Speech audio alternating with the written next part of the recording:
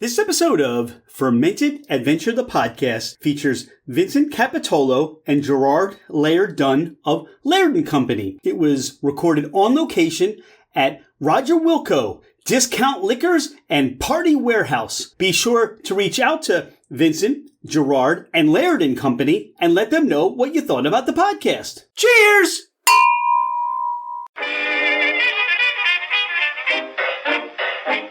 Hello, ladies and gentlemen, craft spirit enthusiasts, and those interested in the intoxicating world of craft distilleries, cideries, meaderies, wineries, and the occasional foray into breweries.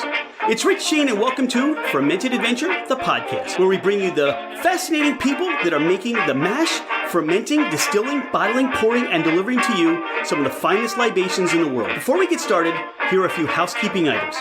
Thank you for bringing the podcast into wherever you are and whatever you're doing. We truly are grateful that you have chosen to listen and make us part of your day. It would mean the world to us if you left a 5-star review. This helps us climb in the rankings, and it makes it easier for others to find us. Don't hesitate to leave us your comments as well. If the podcast didn't meet your expectations, tell us why. We're always striving to improve. You can find us at fermentedadventure.com. We are on Instagram and Facebook as Fermented Adventure. Email us at fermentedadventure@gmail.com. All right, FA Nation, let's meet our guests. He's Vince Capitolo. I'm Rich Shane.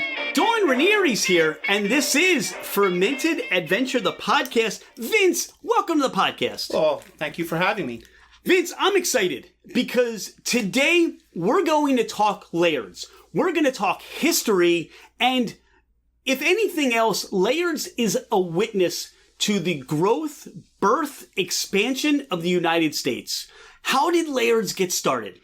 Laird's got started from Samuel Laird coming over prior to 1700, 1698 to be exact, and he was a scotch maker from Scotland, and he began to apply his trade to the commodity that was in most abundance at the time, which was apples. So there were no modern distillation. There was no product here to distill grain, which is what he did in Scotland. So he applied his trade to apples, and that is how the apple brandy business got started. In 1698 or around that time, what was the crop of apples like to say, this is my trade, this is what I'm going to do? How did he source his apples at the time? Well, apples were prominent, especially in New Jersey at the time, on the East Coast at the time. Grapes were not, actually. So he applied his trade to apples, and it ties directly into the term Applejack, which is the product that we make, which, by the way, today is synonymous with apple brandy. You could use those terms interchangeably. And what they did was, the way it was produced then is a lot different than the way it's produced today. And the term was the jacking of apples, which was taking apple cider, freezing it, removing the ice, and continuing that process. And each time you did it, you increased the alcohol content. And that process was considered the jacking of apples, hence the nickname Applejack. How did the brand develop? It seems like it's like somebody coming on, over on the boat and saying, I got this idea, I see this abundance of apples, I'm going to make this spirit. What was the process becoming a business? Well, and that would probably tie in directly to the date that we use as a startup for our company, which is not 1698, which is when we can trace its production back to, but the year we use is 1780. And the reason we use that year is because it's the oldest commercial transaction record that we possess. So since we have that is the year that we use, 1780.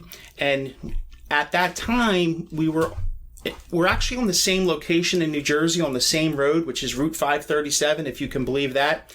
We started behind a hotel called the Colts Neck Inn, which is still there today at the intersection of 537 and 34.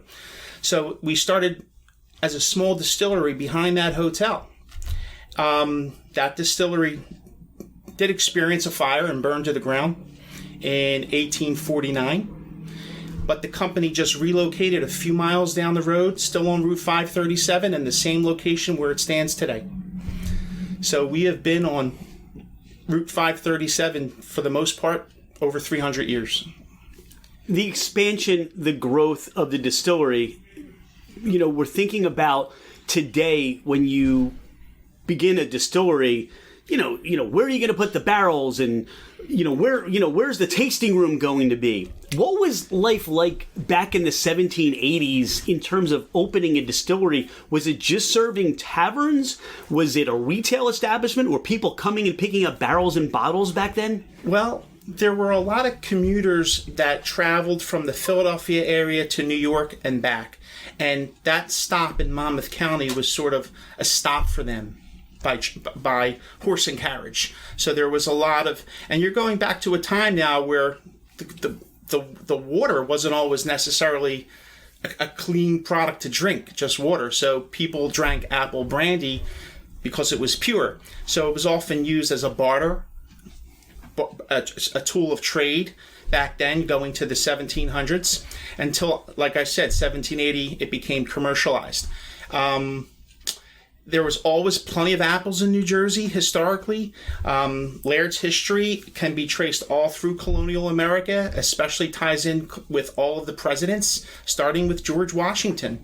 And we have a blurb right on one of our bottles where George Washington actually wrote the Laird family and asked for the recipe and how to produce apple brandy, which the Laird family did comply with. And we, during the Revolutionary War, Laird supplied the troops with apple brandy. And Lisa, who's our 9th generation family ownership, always says she likes to think when George Washington was on that fateful day when he crossed the Delaware River in ice cold conditions with the troops, that Laird's was on that boat to help keep everybody warm. It's obvious to me, and based on what you're talking about in the recount of history, Laird's has literally been at a front seat sometimes to the growth and birth of the United States. And you mentioned presidents. Talk about, even some of those other interactions with some of the other presidents through history that Laird's has made a profound impact on. Well, sure. So Abraham Lincoln, prior to becoming president, was a tavern owner in the town of Illinois. And he owned a bed and breakfast and tavern. So he was a tavern owner. And we have his bill of fare, which was the document of what he sold at his tavern. And a pint of Applejack was 12 cents. 12 cents a pint. The same cost of taking a room overnight. So that happened. We have a president, William Henry Harrison, who during his election, he was criticized for being the hard cider candidate, but it was a term which he embraced instead of taken critically. He embraced it as a person of the common man. So he was proud to drink Applejack and apple brandy, which can also be considered a hard cider, because our product is cider before it becomes apple brandy. So it was a term he embraced as opposed to taken as a negative. So he became a candidate of the common person.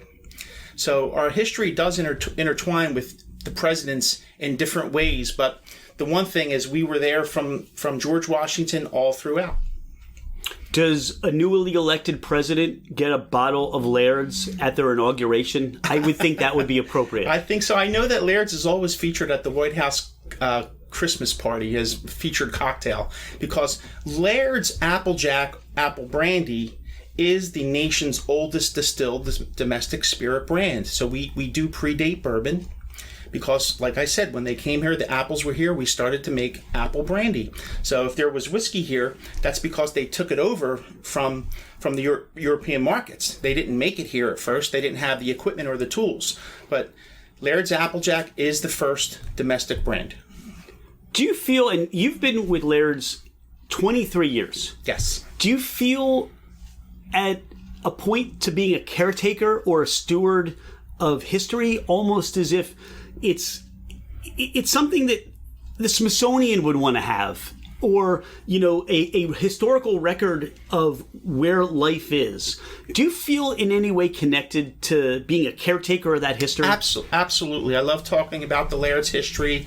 I love talking about it in context of other old brands, so to speak, whether they're in the beverage industry or in the food industry, because the reality is even though we are a very old brand and we're a historical brand, we're actually the original craft spirit from then until today.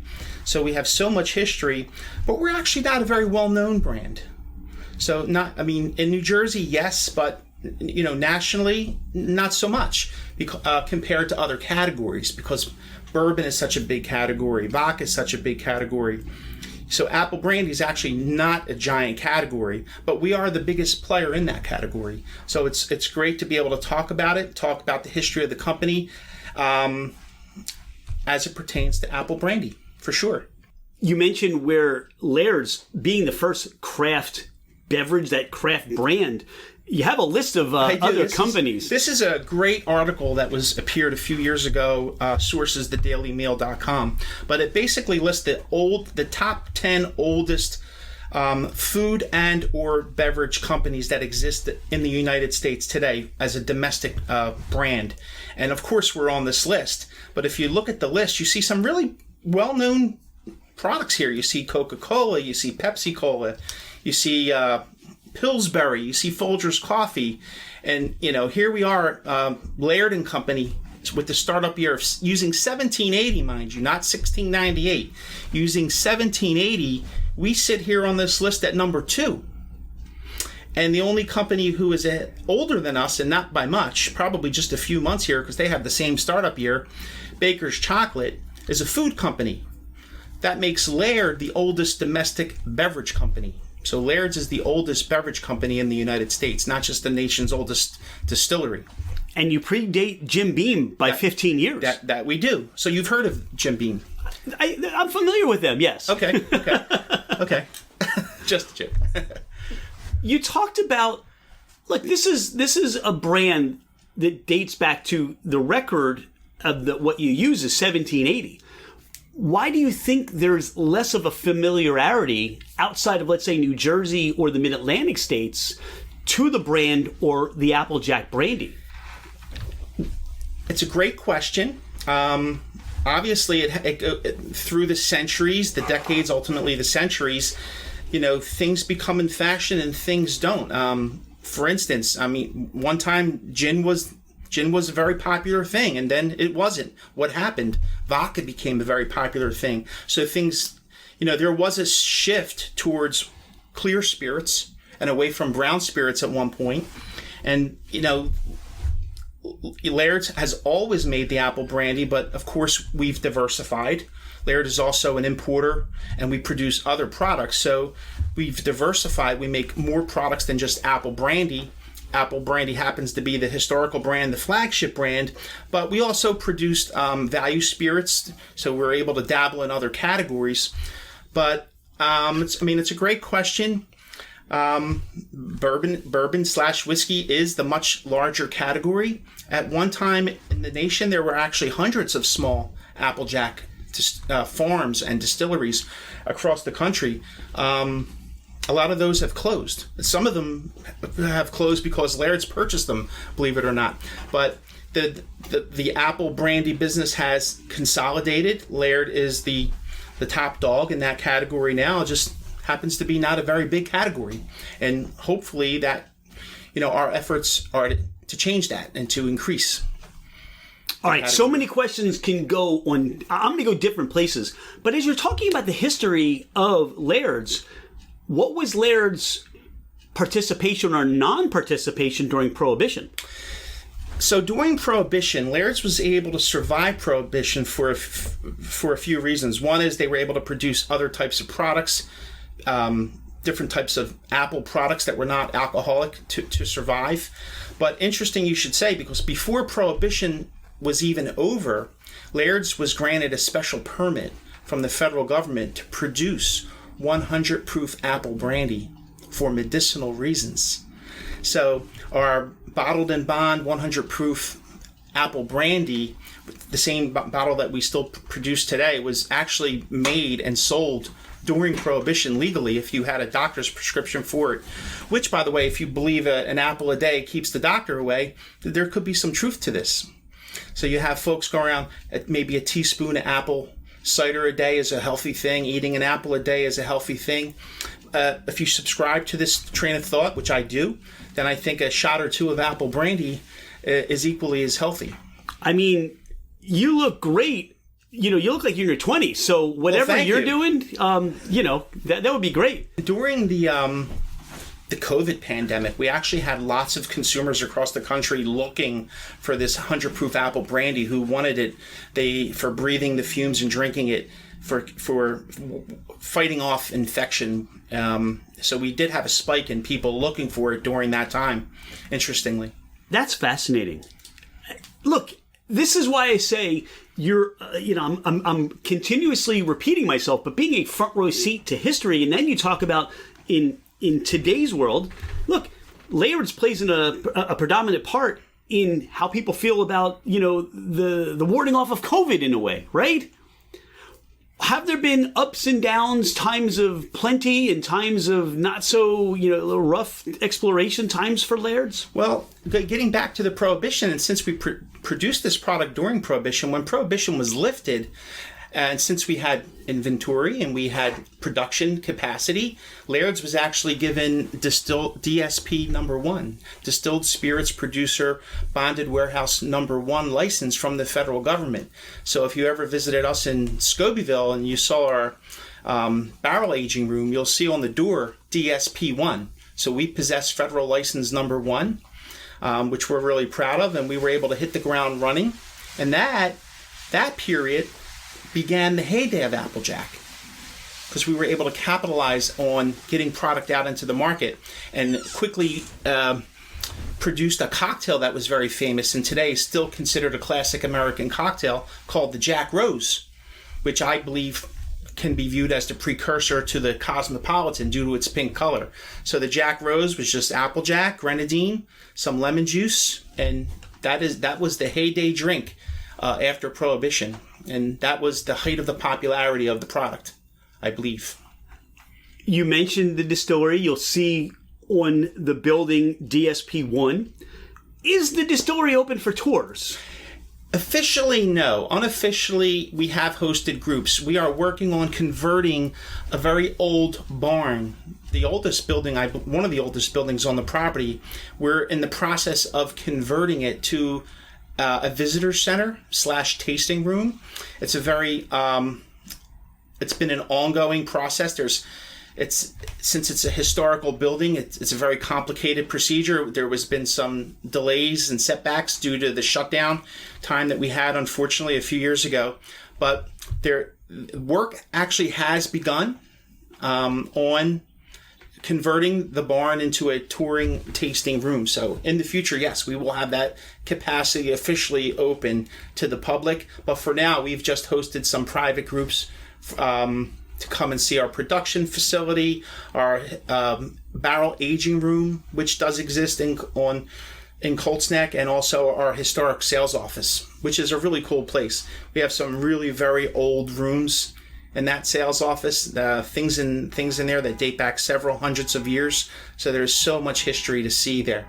In my mind, I'm picturing Willy Wonka and the Chocolate Factory, where no one's ever been allowed in to see all the wonderful things that have been going on.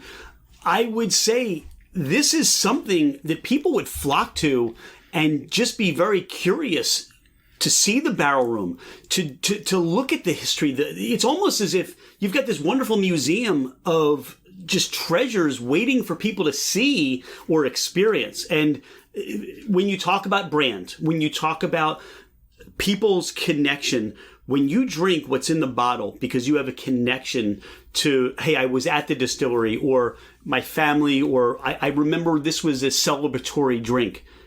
it's something that you're going to remember and stick with. And I think that visiting the distillery and being able to have this wonderful experience, such as what they do in, when you see a lot of the craft distilleries now, and certainly in Kentucky and Tennessee, I would accelerate that and wonder who's leading the tour. That's what I want to know. Who's the Willy Wonka?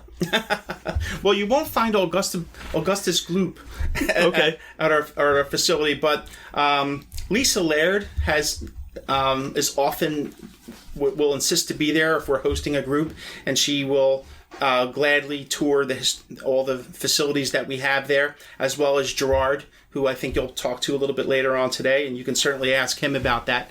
But there is it's a great analysis to the chocolate factory and Lift the Veil. You mentioned barrel houses. Yeah. So how many barrels are you producing a day on the process? Our barrel warehouse in Scobeyville, which is in Monmouth County, Colts Neck. People hear Scobeyville, they should think Laird. We have, I don't know exactly how many barrels we have. I know we have hundreds of barrels, and I know that when you open the door and you go in, it is a smell that I've always said should be replicated in a Yankee Candle. It is a dense apple wood, gorgeous smell that if you can just be there forever, you'd be delighted to just smell that 24/7. But it's just such a wonderful smell to be in the barrel aging room. And getting back to New Jersey and apples and all that good stuff, although apples were plentiful historically in New Jersey, unfortunately, decades ago they became not so plentiful due to building of housing developments. So they had to pull up all the orchards, and we really don't have enough apples to produce our product here in New Jersey. So in the 1960s, Laird purchased another apple brandy distillery in Virginia, in a little town called North Garden, and that is to be close to the apple source, which is Shenandoah Valley apples. So that is where we actually begin the production of apple brandy in Virginia, and the product is barrel aged and bottled in New Jersey still today, where it historically always has been. But our distillery is in Virginia to be close to the apples, which means the day that the apples are picked, they arrive to our distillery, and we're able to begin the production with the crush and the process of making apple cider first. And that's really an important thing because it speaks to the freshness of the product. So we get the apples fresh when they're picked, begin production that day, as opposed to, say, buying cider that's already done from somebody else.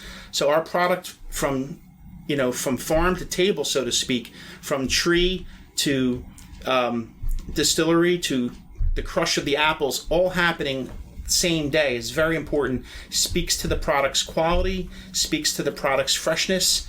So yeah. I'm curious about barrels. Okay. And what's the oldest barrel right now? Still sitting and waiting with all that goodness in it? Well, here's what I'll tell you. I will tell you the oldest product that we produce commercially in terms of an age statement with apple brandy is our 12-year-old apple, which is very popular, very, very limited.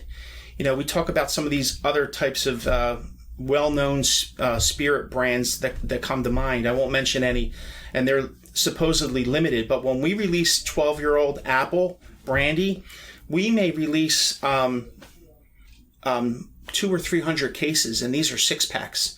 So less than 1,000 bottles for the entire country. It's a very limited item. But if your real question is what is the oldest barrel that's sitting in the warehouse, I'm going to tell you to ask Gerard. Okay, we'll ask Gerard when we have him on later. That. You mentioned, and you've talked about a number of different expressions, and I think that when people reflect on, all right, when they're hearing us talk about Laird's, they're picturing that bottle with the Laird's Applejack on the label. There are other expressions that they may not be familiar with. So talk about some of those expressions. So the most common bottle that consumers are familiar with is actually our blended Applejack, which means it's not 100% apple brandy. It's a blend, almost like a blended whiskey with an apple brandy base. So it's a 35% apple brandy, the rest being neutral grain spirits. But over the past, I would say 15 years, we've produced many other expressions, and this is riding the craft wave, so to speak. So the expressions we produce are all 100% apple brandies. They're not blended. And the difference between the expressions are basically the age statement that could appear on that bottle and or the proof. So we have high proof, we have a barrel, single cask barrel that is sold now as a stock item, which is coming in at a minimum 4 years old, maybe could be 5, 6, 7 years old, but that can be 121 proof. We do private barrel picks that can be 130 proof if they're a cask strength. Gerard, who you'll speak to later as a 10th generation, this is one of our newer products released a few years ago named after him. And this is a 5-year-old bottled in bond product, which means it's 100 proof. Gorgeous bottle.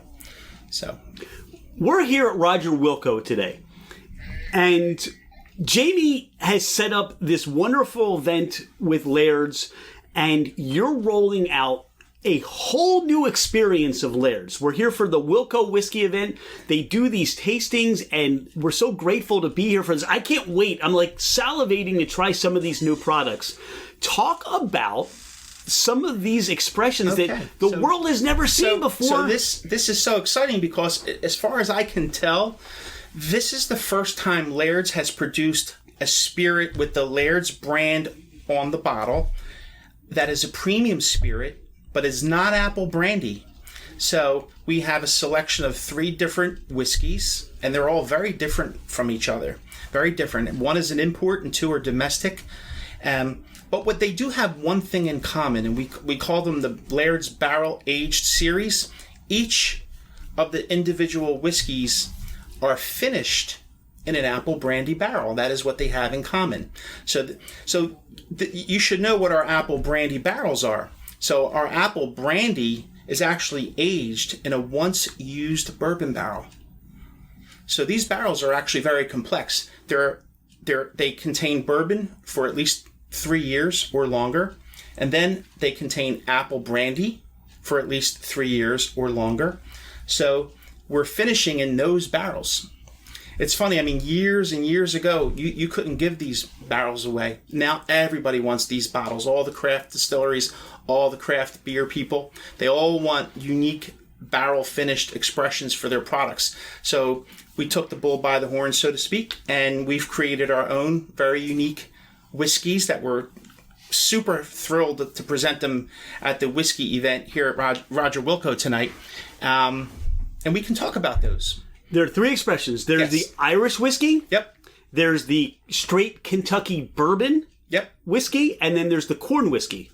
You got it. I got those right. You did. Okay. Woo! And what's interesting to talk about them is that, for instance, the Irish whiskey, such a great story because of the rules and regulations to make Irish whiskey means that you have to make it and barrel age it in Ireland. Therefore, how would we do that? We had to ship our empty apple brandy barrels overseas to Ireland to get that done. So that was a lengthy process, an expensive process, I'm sure. So we shipped the apple brandy barrels there. The Irish whiskey, by their rules, must be aged in a bourbon barrel for at least 3 years.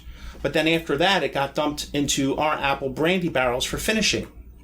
And we have a 4-year age statement on that barrel. It's interesting to compare the Irish whiskey to the 2 domestics because the 4-year statement there includes the finishing time in the barrel. It includes the original barrel aging plus the finishing barrel. And when we talk about the 2 domestic spirits, the bourbon and the corn, those 2 products actually do not include the finishing time on the age statement. So you'll see we have a 5-year age statement on both of those products. The Kentucky bourbon, the Kentucky corn does not count the finishing time in the barrel because it's a different regulation domestically compared to Ireland. So those products are actually closer to 6 years old if you were to add the time it spent in both barrels. And the other interesting thing to compare the 3 together, which will be great for the tasting, is you're tasting 1 import, 2 domestics, and you're tasting 80 proof, 90 proof, 100 proof. So the the Irish is 80, the bourbon is 90, the corn is 100. And it's just a very interesting thing to evaluate the nose of all the products. I mean, when I smell these products, and I've been in that apple barrel aging room, that's the first thing I smell on these products is that room. So you can definitely pick up the scent, the apple wood scent from the finishing time on those products. And it's just a really interesting thing to taste them through, to be able to taste all three together side by side.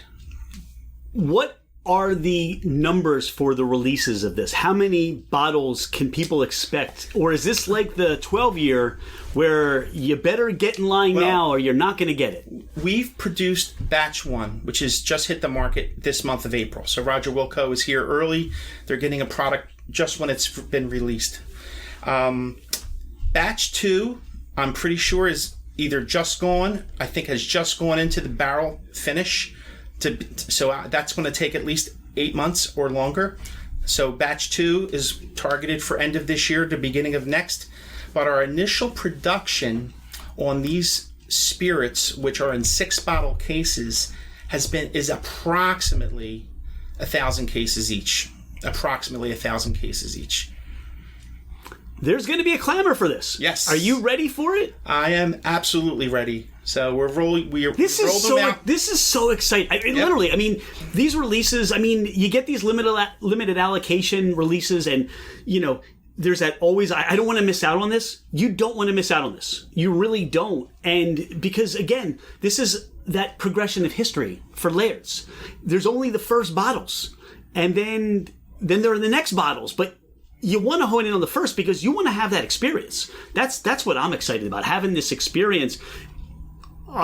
Is there going to be enough juice for down the road, because you're going to have to produce more? Well, it's really uncharted waters for us, because obviously we're hoping there's a great market reaction to these products, and they'll be well received, which I'm sure they will. And if they sell out, I don't think that's such a bad thing, because people will. If you call your favorite restaurant and you try to make a reservation for Saturday night and they say, well, we're all full right now, well, you'll have to, you're going to make a reservation for 3 or 4 weeks down the line if you really want to eat at that restaurant. So, we'll have to get the feel on how much of this we should make for batch 2 and then further down the line, batch 3. But my hope is that they will be a long-term product for us. And not only that, but even we have 3 unique products now. My gut feeling tells me there'll be a 4th. So we'll wait and see. We're going to have you back to talk about the 4th when it comes out. I have no hard information, but it's just my gut feeling. But I tell you, finishing the product in an apple brandy barrel was such a logical progression of the Laird's brand, I think, because let's face it, I mean, we have whiskey clubs and bourbon lovers everywhere. So my thoughts are, we'll definitely expose our brand to people in the category that is mainstream and much larger than the apple brandy category, and hopefully they'll embrace these whiskeys for what they are, but taking it one step further, perhaps invoke their curiosity about the barrel. So if they like these products, they're absolutely going to like them for the finishing time in that apple brandy barrel. And the hope is, well, maybe I should try the apple brandy if the barrel finish is so good. So we're hoping to onboard a lot of new customers into the category of apple brandy by linking these all together. Take us back 6, 7, 8 years to the inception of this idea. Where did that come from? Because you're dealing with a long-term, long-standing brand, and sometimes businesses say, we don't want to tinker, right? We don't want to mess up a good thing. Right. You did talk about, hey, in the market, people are always looking for secondary finishes. Why don't you take what you have and get to the punch before other people do? But what was that conversation like? Because somebody really had to say, this is where I think we should go. Well, I can speak to this, and I think Gerard can speak to it maybe a little more in depth than I can. But from my experience with Laird, as a sales and marketing person, I know we started hearing talk about this within the past year or two, that this was an experiment, and they put the product into the finishing barrel, and the thought process was, let's face it, we never did this before. How long should it stay in the finishing barrel? I don't know that. I'm sure no one really knows the best time, how long to stay in the finishing barrel. So the process was, let's just taste it monthly and see what we think. Let's taste it once a month and see what we think. That's a hard job, Vince. I feel bad for whoever had to do that. Yeah. You've been with Laird now for 23 years. 23 years. What brought you to work with Laird? Well, prior to Laird, I was in the restaurant business, some family restaurants out of Philadelphia market, and from working in the restaurants, my interest pertained more to the selling of the wine and the liquor than the food. It evolved. So I wanted to get involved in the spirits business from my exposure to it in the restaurant industry. And I did study marketing and management in college, so it sort of just was a match made for me. I got exposed to it. I enjoy the product. I enjoy speaking to people about the products. I enjoy selling the products. I think if you enjoy speaking about them, it helps sell them for sure. So it's just a logical progression for me to come out of the restaurant industry and get into the alcohol beverage industry. And I learned so much from the people that used to come in and sell me the products at the time, going back 24, 25 years ago. So, no, I really enjoyed it. I'm sure you have some really special moments or special experiences in that time. Can you share a couple of those? Just, that... Which time? When the last 23 years with Laird. Okay.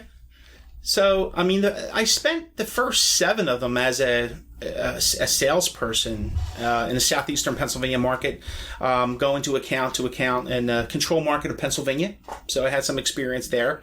But since 2007, 2008, I've been a supplier liaison, so to speak, a representative. So got into a lot of work with the distributors and getting exposed to different markets outside of Pennsylvania, open markets, we call them, like New Jersey, and currently now Maryland and DC, Delaware. So these are very different than obviously Pennsylvania because that's a control market, but I have experiences in both markets, and I really enjoy, what I enjoy the most is probably the training, teaching people about our products. I mean, it's one thing to go to account, show our products, talk about our products, but to be able to work with distributor salespeople in group meetings and things like that, and to be able to talk to those folks who in turn go out and sell your product, it's a really fun thing to do. Any special memories you have? Any stories from your experience? So many experiences, so many. I mean, I remember going into the Laird's barrel room for the first time and just being overwhelmed by how great of an aroma that was. So we sold a very big portfolio, and we did a lot of imported wines, and because like I said, Laird's is a very diversified company, so we sell a lot of products that are not Laird's apple brandy. But starting in around 2007, 2008, one of the trends that happened in the industry that was quite fun to be involved with was there was a trend towards, and it started with the mixology crowd, with the bartenders who embraced spirits that withstood the test of time, that have been around since before Prohibition. And starting, I think, around 2007, 8, 9, and that time frame is when a lot of scenes, places like New York City, was really well known for this, where these speakeasy style bars started to pop up all over the place. And these are the types of places that were looking for spirits that existed prior to Prohibition. I mean, you have these bars that, they didn't even carry any vodka because there was no vodka then. It wasn't really a big thing. It was all brown spirits. So those folks were looking for our product, which they found us, so to speak. We didn't find them. They found us by reading the historical literature of the period. And we have a 4-year-old Bottled in Bond, which is the oldest label, I believe, in our portfolio in the Apple line. It's a black label, not the sexiest label by any stretch of the imagination. But the mixology crowd, the bartenders, embraced that product because it is what it is, and because it's the same label that was there before Prohibition. So, the thought is they don't want it to change. They want the authenticity, the original product. So that's why we kept it the same. The other thing is, I didn't find out this story when I first started working for Laird. I found out about it much later, but there's a really interesting tie-in to the old-fashioned cocktail. And the belief is that the very first old-fashions, which is arguably the most popular drink to make with bourbon or whiskey, is the old-fashioned. The belief is that the first old fashions contained apple brandy, Laird's apple brandy. And why would that be? And the story goes, there was a racehorse circa 1846, 1847. That racehorse was trained by a laird, jockeyed by a laird. The horse's name was Fashion. The horse raced all around Monmouth County in that time frame. And the horse quickly developed the reputation for being the fastest horse in the North. So, based on being the fastest horse in the North, that horse, they arranged a match race with the fastest horse from the South, who happened to be a horse named Boston. Ironic, named after a northern town, but this horse Boston, who was a male horse, was from the South, was a big giant horse, was considered the fastest horse from the North. So they had this match race. Now Fashion was a female horse, and the other interesting thing is Fashion was what we call a cocktail horse. Now, what is a cocktail horse? What's a cocktail horse? So this was a horse that was imported from Europe, where they cut the tail in a certain way on an angle, and they called them the cocktail horse. Okay, this is like I'm on the edge of my seat with this story. There's a lot of lure here. So you have Fashion, trained by a laird, jockeyed by a laird, in this famous match race. Well, lo and behold, Fashion is an enormous underdog in this race, and wins the race. And this, at the time, was the biggest sporting event in American history. It was attended by about 70,000 people in New York, which was a tremendous amount of people to attend a live sporting event at the time. Now you're going back to a period where there's no football, there's no baseball, there's no major sports. Hunting is a sport, boxing may be a sport, racehorsing is a big sport, and people, when they went to these race tracks, they did two things: they gambled and they drank. And what we found out is it was quite common for them to have a featured cocktail at these races. A featured cocktail. Now we have Fashion, the cocktail horse, with the Laird family involved in its training and jockeying, racing in our hometown in Monmouth County in this time frame. Okay, so what cocktail are they going to serve? What are they going to use? They're going to use Laird. They're going to use Laird's for sure. And the final nail in the coffin here on this story is that after Fashion retired, Fashion had offspring that were named. One was named Fashion, who also became a very popular racehorse. So when people began talking about Fashion, it became important to know, are you talking about the old Fashion or the new Fashion? So they began to refer to the horse as the old Fashion. So you have all these things, circumstantial evidence, so to speak, around the lore of the horse.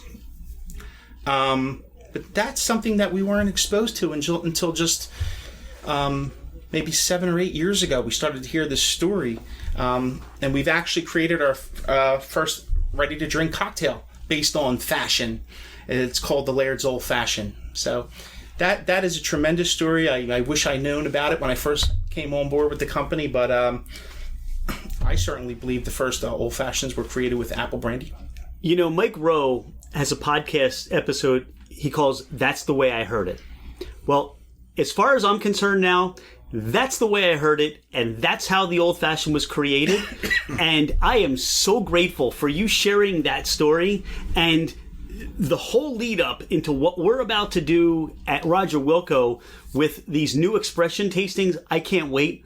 Vince, thanks so much for your time today. Thanks for being a friend of Fermented Adventure, and we can't wait to see that 4th bottle, but I can't wait to taste the first 3 that are downstairs and experience some of these others and, be in line with my golden ticket for when Laird's opens up the distillery for tours and tastings and the museum room of history. I can't wait for that. We'll have some chocolate for you, too. Thank you so much.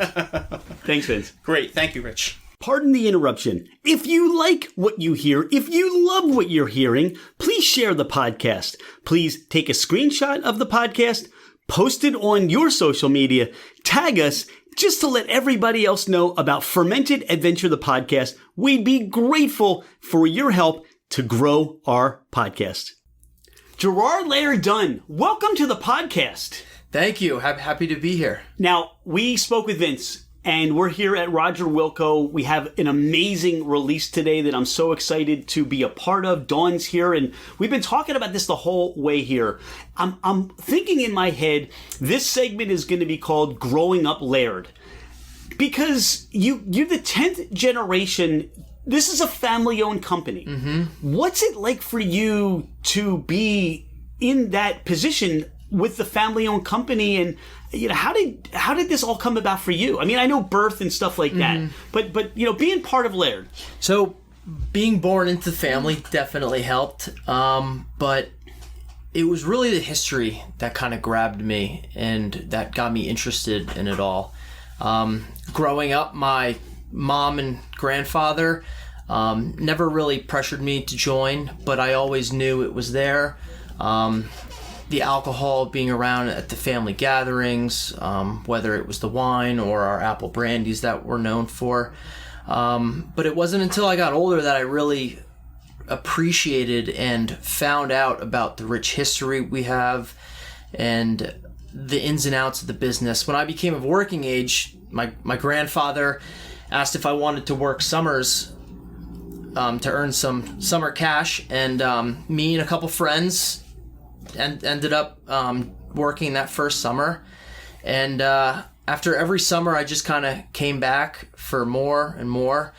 My friends left. They got their own jobs. But as I came back, my grandpa gave me a little bit more responsibilities. He spread me around the different departments. I really started off as a grunt, cleaning the floors, cleaning machines, doing all the dirty work, earning your respect. But it wasn't until about my junior year of college that I realized that this is what I wanted to do full time. I said the history really got me hooked, but it was seeing my mom and my grandfather work together, that environment that they cultivate, that really made me want to continue the family business. Laird's is a legacy brand, and there aren't too many of those still family-owned, for one thing. What was it like growing up in the distillery? Do you have some early memories? You mentioned your connection with history. I would have loved to have grown up in a distillery. What was that like? What are some of your youngest memories of just the experience and being there? The earliest memory I have is actually down at our distillery in North Garden, Virginia. So not here in New Jersey, but we have big apple bins that all the apples are dumped into before they go down the trough and get crushed up. And my sister and I just jumping in it like it was a ball pit, just throwing apples at each other, messing around. That's my earliest memory. When it comes to New Jersey, running around the barrel warehouse, playing hide and seek, going through the barrel racks, getting filthy and dirty, just running around. And also when I was a Boy Scout and my sister was a Girl Scout, we would sell her Girl Scout cookies, the popcorn that I would sell. We would go around to all the employees trying to get them to buy some popcorn. Those are some of my earliest memories. What was, being friends, and, you mentioned college. We talked to Von C. Brewing, who their family has a connection with Schmidt's Brewery. So there were always cases of Schmidt's coming their way when they were in college, family events, things like that. But what was that like for you in college saying, you know what, I got you covered, guys? Or maybe it's like, you got to go to the store and buy it like everybody else. So the first time all my friends kind of made the connection of me and Laird's, with my last name being Dunn, no one really knew in high school until I think I said it in a history class. One of my history classes, I brought up a fun fact about the family business being tied to George Washington. And that's when everyone realized that, oh, this is the guy whose family that owns Laird's Vodka, because Laird's Vodka is what is a value brand spirit that we make. But that's what everyone drank in high school. And I know I don't want to preach underage drinking or anything, but that was the first connection that I made with friends. And people in my high school found out. When I came to college, going into drinking age, people in my demographic don't know our apple brandy as well. And when you leave the state of New Jersey, I went to school in South Carolina. Laird's isn't as well known down there. But when I would tell friends that I worked for my family business, we were the oldest distillery in the country, they were always shocked and really excited to get to know more. And of course, the first question was, so when can we try it? That's what I'm thinking, right? But as I introduced my friends to it, they loved it, very supportive. And I still have friends that are spread out from all around the country that are always buying bottles, asking me questions on where they can pick up our new releases, and sending me photos when they're in cocktail bars and if there's a cocktail on the menu with it. So today, what do you see is your vision? This is something you're looking out. Today we're here for the three secondary finish expressions that you're doing. What's the vision for you that you are bringing on to the Laird legacy? The vision I have, and my mom's been doing a great job cultivating this, we've been working on this together, is to just, while remaining true to our values and what has brought us this far, being our apple brandy expressions, we want to broaden our horizons and create new products. And these three whiskeys that we're talking about today is some of the first products that have come to life from this direction that we're trying to push. We're trying to create more premium brands that still fit our history and our culture, but expand out. And I think these whiskeys is a great job, shows a great job of us doing that. You talked about, when you said your grandfather said when you're working age, you can now come to work at the distillery. I'm thinking of a family that was 5. Mm-hmm. Talk about the experience of just working every station or every place in the distillation process and what that's meant for you, I guess, in your character and just your real strong. I get a sense there's such a family connection. There's a lot of love in the family. But there must have been something for you, this whole growth process of just something that we don't find today in today's world. It's humbling. It made me realize the value of hard work. I respect all of our employees and their positions and their jobs because I've done it all. And in return, they respect me because they know that I've worked alongside them. I've done the hard work. It really just creates a sense of perspective on what everyone in your company is involved with, what's going on in their position and job. And for me, that has made me a better employee, a better coworker, and a better manager. As brand ambassador now, what would you like to say? All right, you mentioned, hey, in South Carolina, Laird's may not be as well known. As a brand ambassador, how do you spread that? How do you become more of even like this household name that people should recognize in this country and throughout the world? It's tough because being a small family business, we don't have the large marketing budgets of all these other corporations. But to me, it comes down to personal connection. I can use the South Carolina example. I was down there a couple months ago for a bourbon event.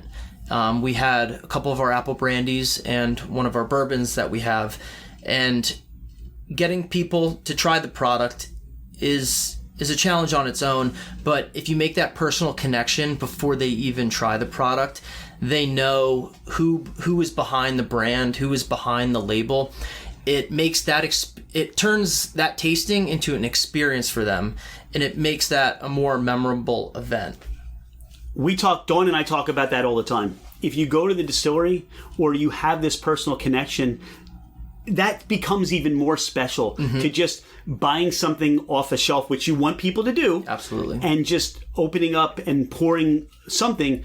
That's why I think that from what we understand, opening up the distillery to tours and tastings and things like that, Vince was talking about it a little bit, but he said, what can people expect when that happens? Is there a date, hopefully, that's going to happen? There's no hard date, but what I can say is we're going to the town for plan approvals right now. We have all of the design and all. Now, basically, we're going to the town for them to approve us to move forward. We've done all the groundwork and prep to get ready to this point. But once the town approves, then it's green light to go on construction. But I can't say a hard date because with my grandfather, it can be anywhere from a year to 2 years. I'm hoping within 2 years we open up our visiting center. I think historical perspective, people would be clamoring for that. Those that are in the craft spirits appreciation that Dawn and I we're clamoring for that. And just, hey, it's another jewel on the crown for New Jersey for tourism. Absolutely. And things of that nature. So if the government isn't starting to subsidize and encouraging to do that, I would get on that and hope that they do. Gerard, this time has been very special, and I really appreciate you sitting down with us at Fermented Adventure. Is there anything we haven't talked about in our time on the podcast that you would like to share, or things that you want people to know about you or Laird's? I just want everyone to know that my mom and I are trying to push forward this company to places that it hasn't been yet, but we are always going to remain true to who we are, and that I can contribute to my grandfather. He's instilled that in me. Never forget where you came from, but at the same time, we can move forward and create new brands, new products together. I love the legacy. I feel it. And this warmth and this family connection, this, as you mentioned, humble, that's what now I see on a bottle of Laird's. There's a story and the family behind that, and you continue that. That's awesome. I love it. Well, thank you. That means a lot. I can't wait to go taste now. Let's go taste. Yes, I'm excited. Let's do it. Thanks, Gerard. Thank you.